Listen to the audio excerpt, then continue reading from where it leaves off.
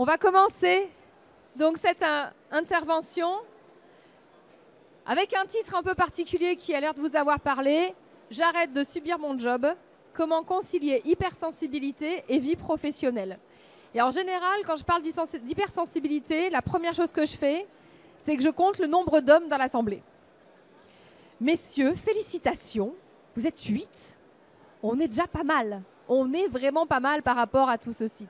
Je vous le dis avec beaucoup d'humour, beaucoup d'affection.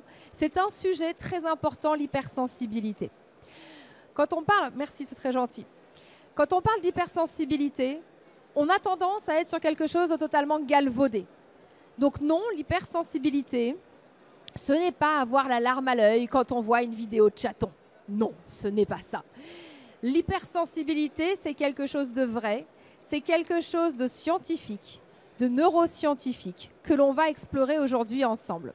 Donc moi, je suis Claire Stride, je suis spécialiste en neurosciences, neurosciences cognitives, neurosciences affectives. Je suis également experte sur les publics neuroatypiques. Je fais partie de ces gens extraordinaires, comme j'aime à le dire. En tout cas, moi, ça me fait du bien de le penser. Je suis dyslexique, dyscalculique, avec un haut potentiel intellectuel et de l'hypersensibilité. Et aujourd'hui, je vais bien. Mais comment vous dire que pendant longtemps, ça a été extrêmement compliqué.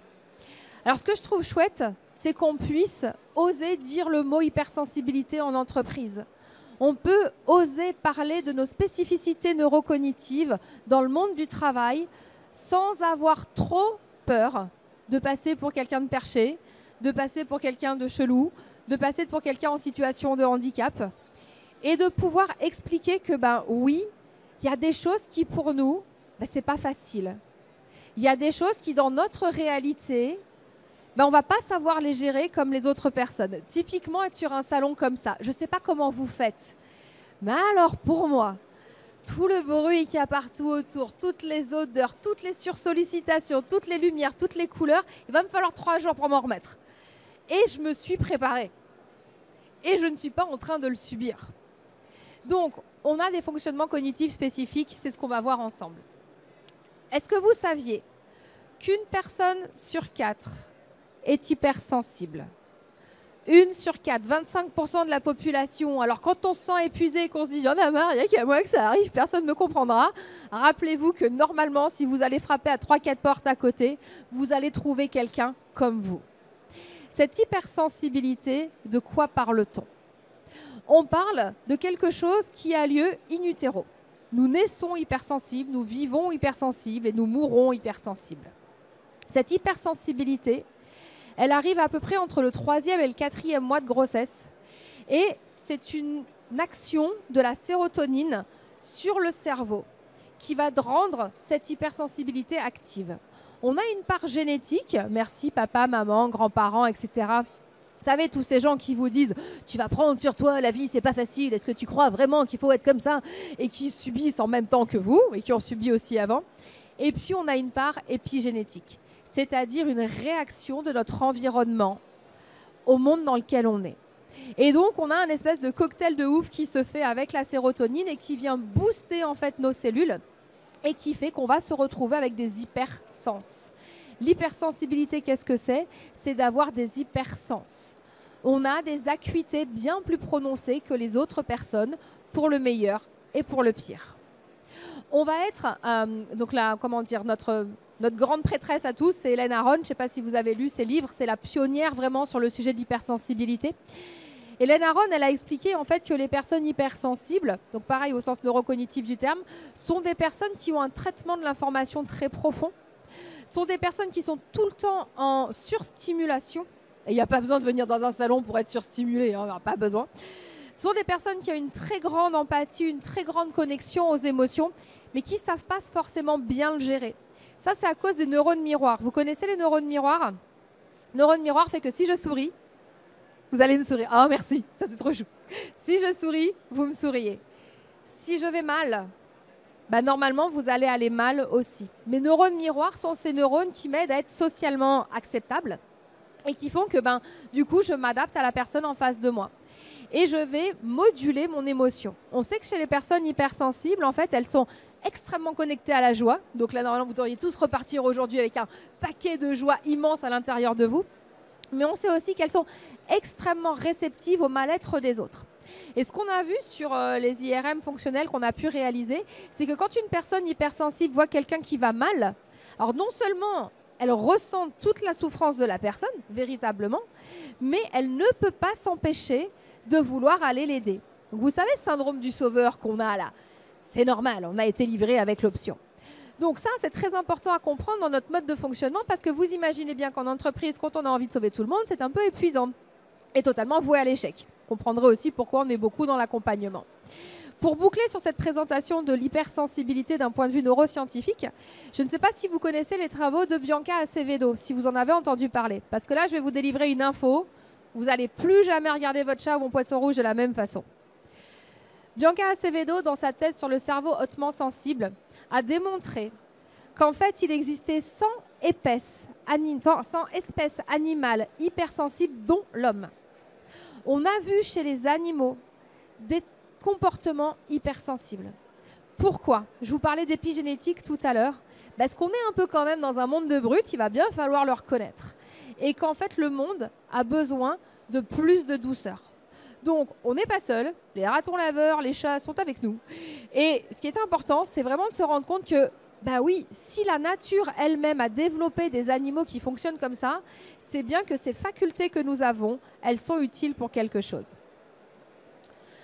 Alors, quand on est en entreprise et qu'on est hypersensible, déjà la première chose, qu'est-ce qu'on fait? On le cache. On n'est déjà pas vraiment sûr qu'on soit vraiment hypersensible. On nous a plutôt dit qu'on était un peu gnognotte, un petit peu faible, un petit peu trop sensible, un petit peu ceci, un petit peu cela, qu'on ne savait pas vraiment encaisser les critiques, qu'on s'occupait beaucoup trop des autres en permanence. Bref, voilà.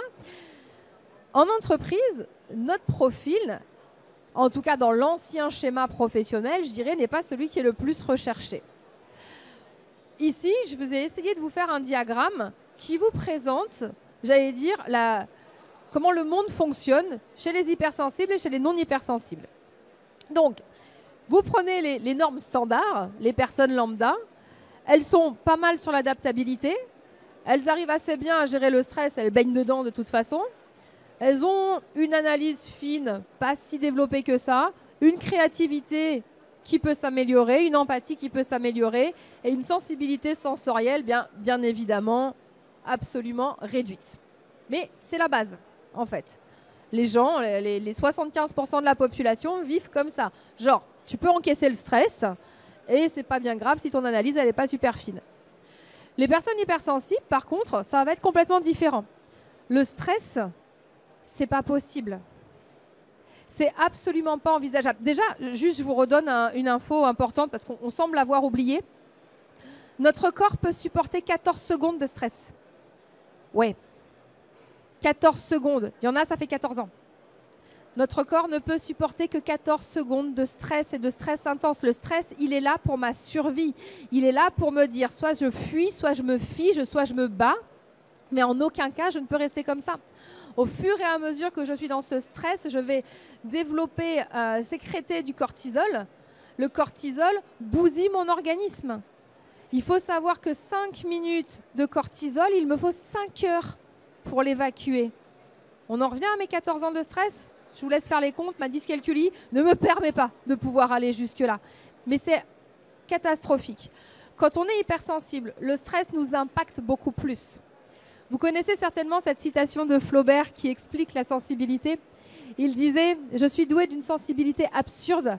Ce qui vous érafle me déchire. » Donc, dans le gang des déchirés, comment on veut dire que le stress, on va le voir au coin d'un regard.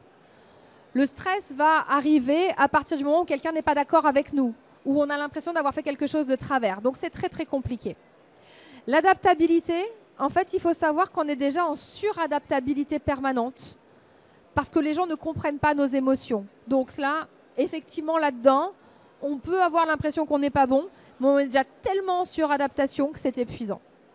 Et tout le reste, par contre, c'est notre terrain de jeu. Tout le reste, c'est fantastique.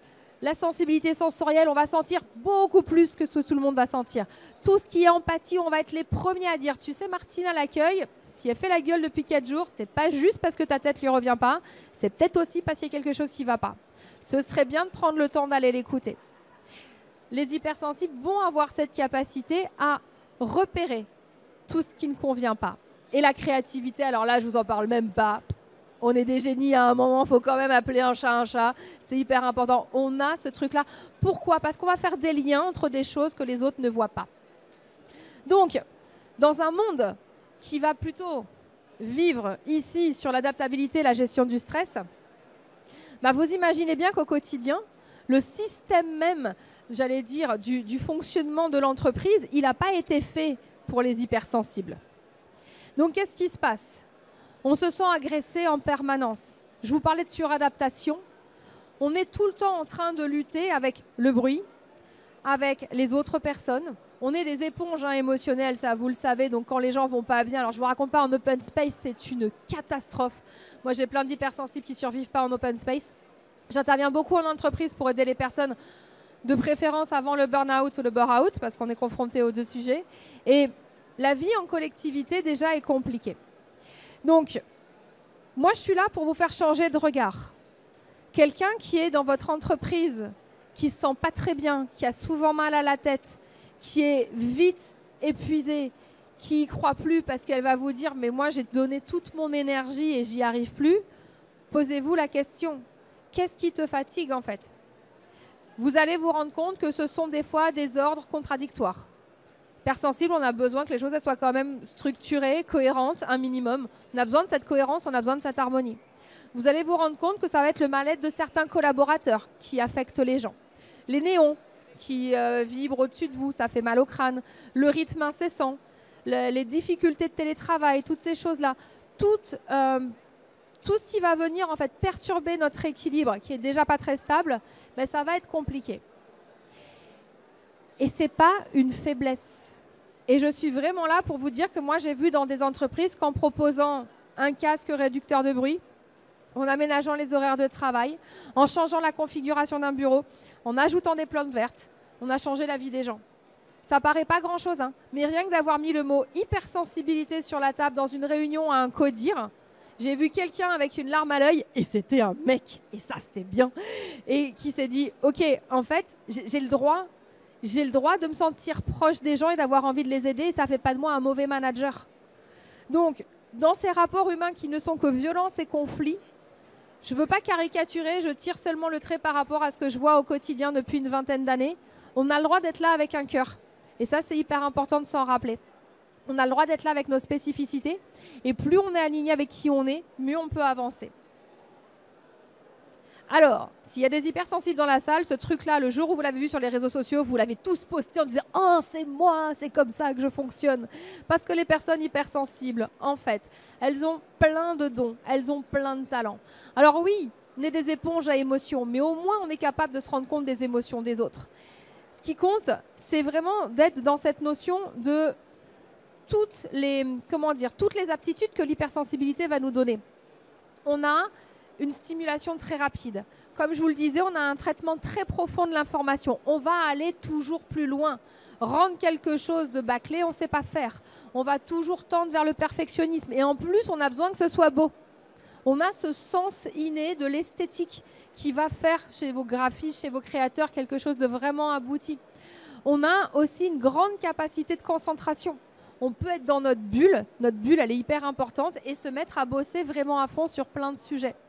On a une empathie décuplée, comme je vous le disais, et on peut être le radar, j'allais dire, à personne en détresse, mais à personne en joie de vivre aussi dans l'entreprise, et faire ce lien avec tout ça. Allez, on le sait tous, c'est les hypersensibles qui apportent les gâteaux pour les anniversaires, qui vont penser à dire bonjour quand les gens vont pas bien, etc. Il y a cette fibre profondément humaine en nous, et c'est pas être gnangnan, c'est pas être la maman du coin, c'est juste être un être humain. Et ça, c'est hyper important de le remettre en avant. Donc les personnes hypersensibles, elles ont plein de facultés qui peuvent embellir la vie d'une entreprise.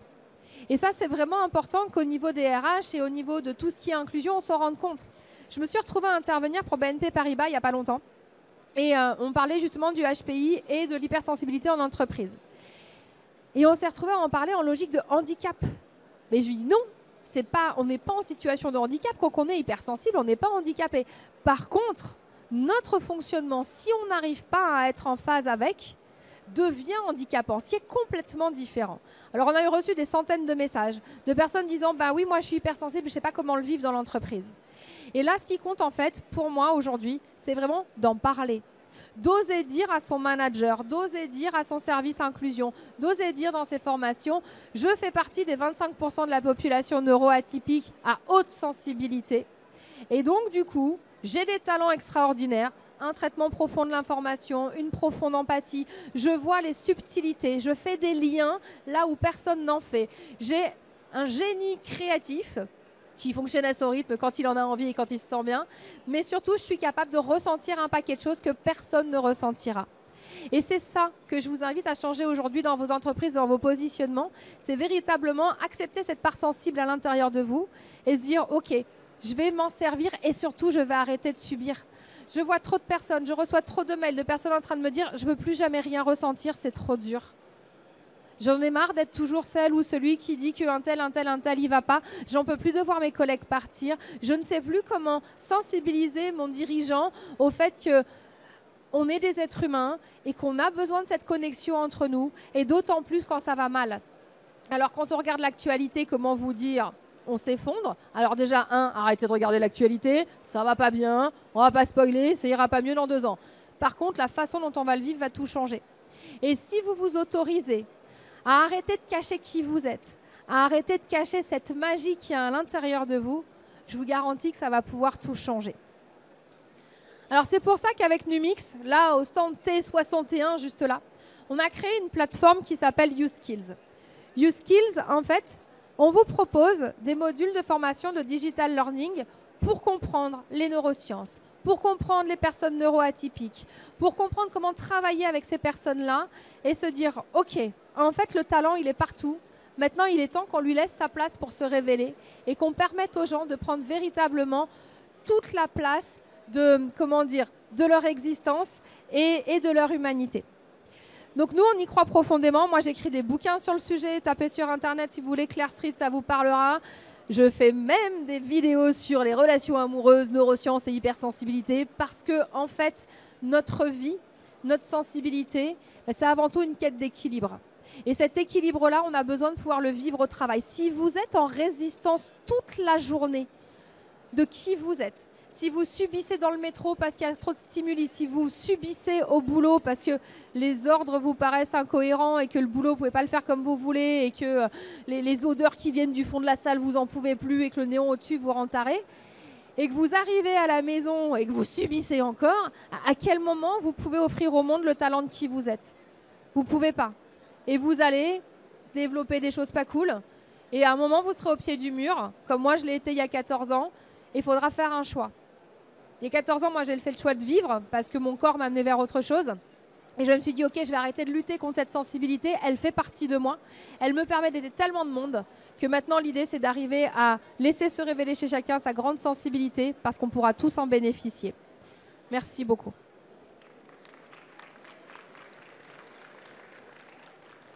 Est-ce que vous avez des questions ?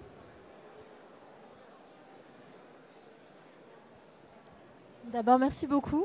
En tant que dyspraxique, moi-même, je suis perdue constamment depuis 2 jours ici avec le bruit. Je tourne sur moi-même comme un petit chat. Mais voilà, je me sens moins seule maintenant. Ma question était la suivante. Est-ce qu'il y a une prévalence de l'hypersensibilité chez les femmes ou est-ce que c'est juste une construction sociale qui fait qu'on est plus à l'aise avec le partage de nos émotions ? Merci beaucoup. Alors, voilà, je compatis ici, mais on pourra tous dire hier je l'ai fait, j'ai survécu au Learning Tech et je me suis retrouvée dans les couloirs. Elle est super intéressante votre question. Il n'y a pas de prévalence en fait homme-femme. C'est absolument pas prouvé scientifiquement. Par contre, socialement et même j'allais dire avec l'ocytocine que les femmes ont en plus que les hommes, cette hormone du lien, cette hormone de l'attachement, la femme va avoir tendance à plus manifester sa grande sensibilité. On va aussi lui tomber dessus à cause de ça. Mais on va aussi l'attendre de la part d'une femme. Tandis que socialement, chez un homme, l'hypersensibilité, alors que c'est la même chose, elle est beaucoup moins socialement acceptable. Donc les hommes sont encore plus en lutte, mais ça commence tout petit. Ça commence tout petit quand on dit à un garçon « arrête de pleurer ». Quand on lui dit « c'est bon, sois fort, prends sur toi ». Enfin, vous savez, tous ces fameux drivers. Donc Voilà. Mais il n'y a rien qui dit qu'il y a plus de femmes hypersensibles que d'hommes. Pas du tout. Merci beaucoup. Je dois avoir le temps pour une autre question.